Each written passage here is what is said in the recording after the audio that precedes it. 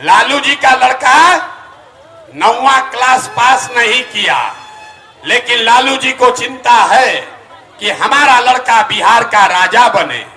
हम ये बात बताते हैं तो लोगों को लगता है कि हम लालू जी का शिकायत कर रहे हैं। नहीं, हम लालू जी का तारीफ कर रहे हैं। लालू जी इतने अच्छे बाप हैं, लड़का 9वां नहीं पास है, लेकिन चाहते हैं कि हमारा बच्चा बिहार का राजा बने, मुखिया बने। और आप अपना दशा देखिए, आपका बच्चा मैट्रिक पास हो गया, बीए कर लिया, एमए कर लिया, उसको चपरासी का भी नौकरी नहीं मिला, लेकिन आपको उसका कोई चिंता नहीं है। आप तो जात का झंडा उठाकर घूम रहे। हम गांव में पैदल चलते हैं, लोग कहता है मोदी जी को वोट दिए हैं। पूछते हैं काहे दिए हो?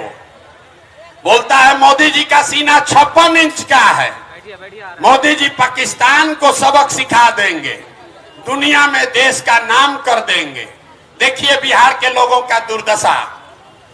आपको यहां इमामगंज में बैठ के मोदी जी का सीना 56 इंच का है कि 54 इंच का ही बुझा रहा है, लेकिन अपने बच्चा का खाए बगैर सीना सिकुड़ा के 15 इंच हुआ है, ये आपको नहीं दिख रहा है। और यहां कहते हैं कि बड़ा कष्ट में जी रहे।